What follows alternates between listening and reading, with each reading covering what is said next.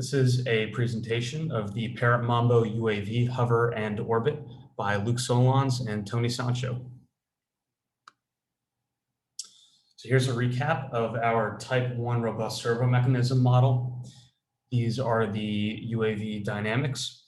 The closed-loop model can be augmented with error dynamics corresponding to a certain state, and this introduces an error state that gets regulated and results in tracking of the chosen state. The gains used for the state feedback control law were determined using LQR optimal control. And this was optimized to give proper weighting to the states and control in this cost function. The optimization depended on time domain performance, so things like rise and settle time, and then overshoot and undershoot. And it also depended on frequency domain stability. So the chosen gains needed to ensure that the system had excellent stability margins and will be robust to uncertainties, for example, the UAV actuators with unknown dynamics. So here is the representation of our plant model for aileron, elevator, and throttle. The chosen states to be tracked were V and U, so the forwards and sidewards velocities.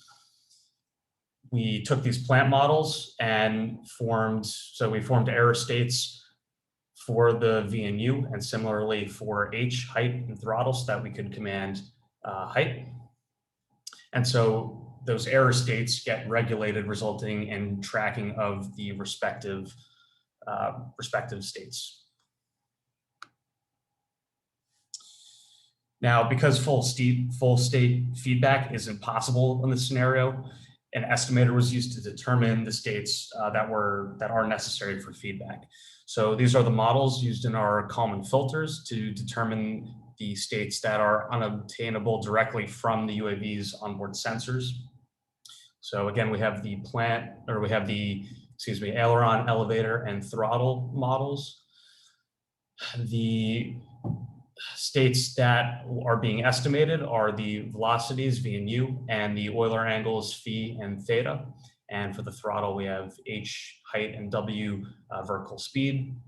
So the Kalman filter takes in the measurements, so V and U from the optical flow, and phi and theta, which are calculated from the accelerations AX, AY, and AZ from the accelerometer. The Kalman filter takes in these measurements. The measurement noise, it also takes in the process noise, so AX and AY and AZ coming from the accelerometer, and PQ and R coming from the gyroscope. And using the covariances of these noises, the Kalman filter estimates what the most likely state of the system is for each of the parameters, V, phi, U, theta, H, and W.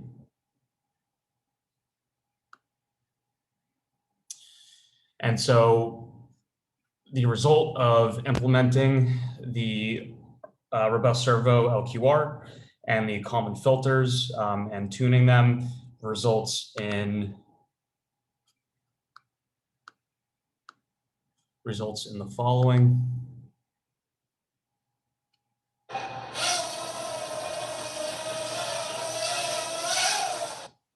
So clearly the UAV is still unstable. The growing oscillations indicate that the UAV is trying to correct the state error, but there's too much lag preventing it from doing so.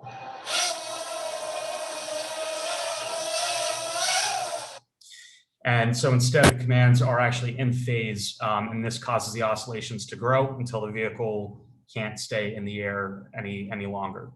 So to reduce this lag, a lead compensator was implemented.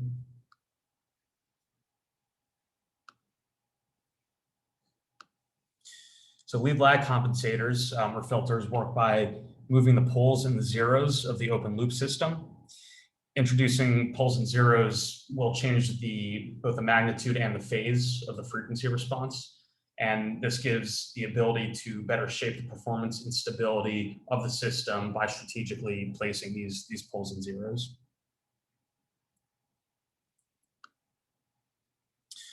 So in both the aileron and elevator systems, a lead filter was used to remove that lag that was causing the rapid oscillations, the growing oscillations. And this is the results.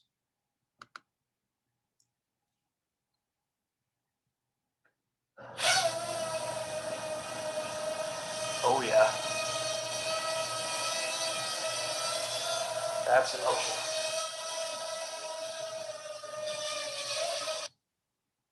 So the UAV still experiences significant drift, but the destabilizing oscillations have basically been eliminated by the lead filters. The exact cause of the drift has yet to be identified, but the flight data would suggest that there are discrepancies between the lateral velocities as estimated by, or as given by the optical flow sensor and the accelerometer. And so this, in theory, can be corrected in the Kalman filter to account for these discrepancies.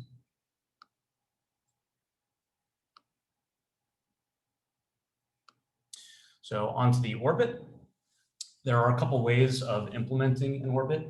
The first method would be to command roll rate and pitch rate, or angles. So this would be implementing essentially the standard equation for a coordinated turn.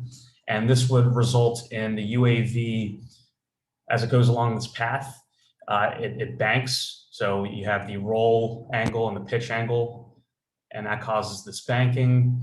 However, the heading of the UAV remains constant. So as it follows this path, the UAV is always pointing in the same direction.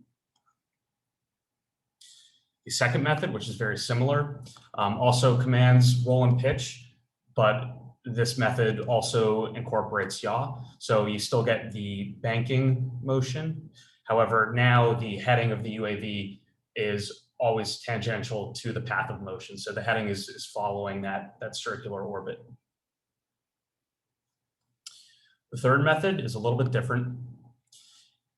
It involves commanding x velocity, which is u, and the yaw rate, r.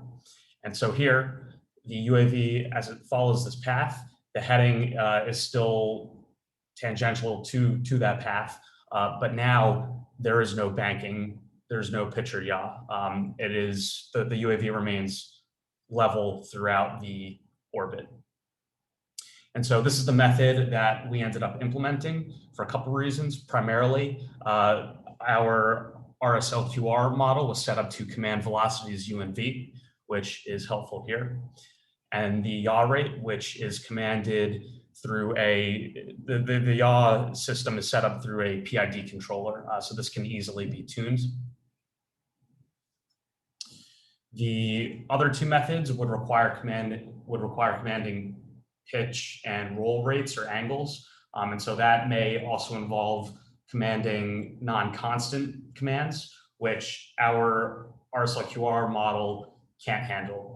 Our model is type 1, which means it can only track constant commands with steady state error. And so feeding it non-constant commands would not guarantee that those commands could be tracked without error.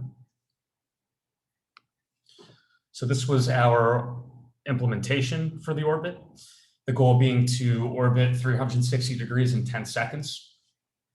And in doing so, the UAV ends up flying the distance of equivalent to the circumference of the orbit.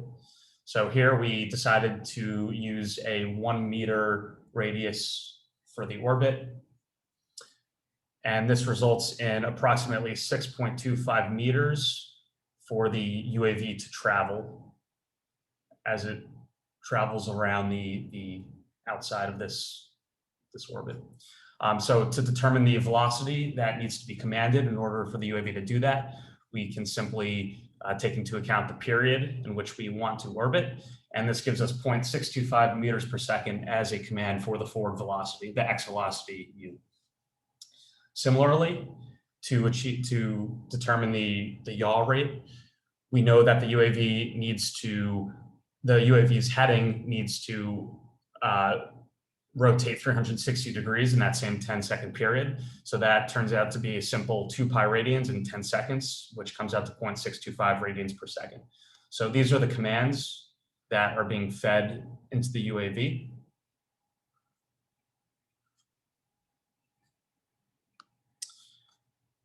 And that results in something like this.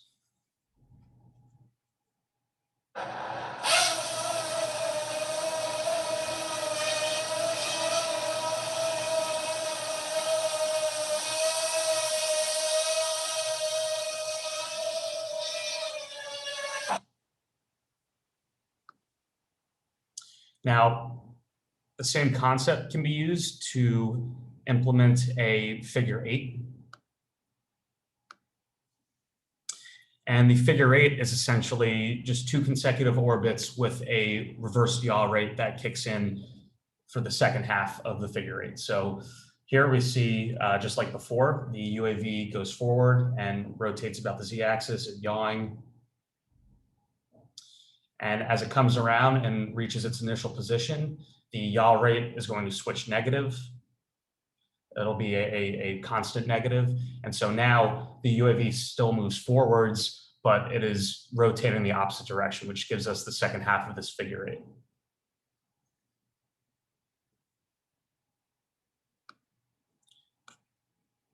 And this is the result of that.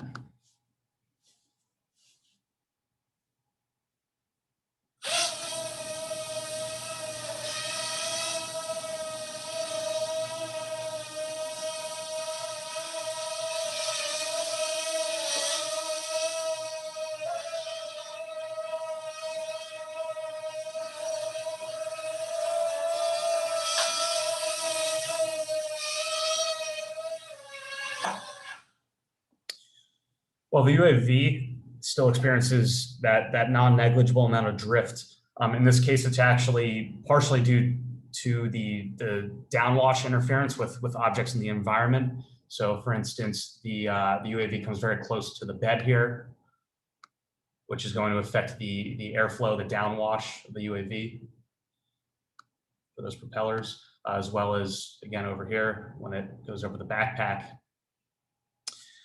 So environmental obstacles are a consideration, but for more accurate orbit tracking, the starting position of the UAV could also be determined and tracked by adding inertial position to the UAV flight model and potentially the Kalman filters.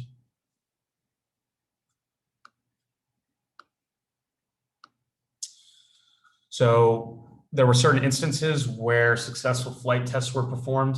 The battery was replaced and the following attempts went unstable without any change at all in the actual flight controller.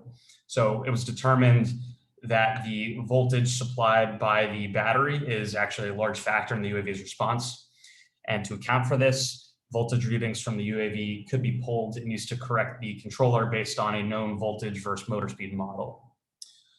Additionally, the gyroscope in the IMU is largely affected by temperature, and it was found that when the UAV was hot due to long charging or operating periods, the battery would heat up. The Kalman filters were insufficient in predicting the state estimates that rely on pitch and roll rates, and with pitch and roll rates which come from the gyroscope. So this was corrected by placing the UAV in front of a desk fan until it was cool to the touch shortly before flight. But these are considerations that, if addressed in the future, could potentially improve the performance of both the hover and orbit features.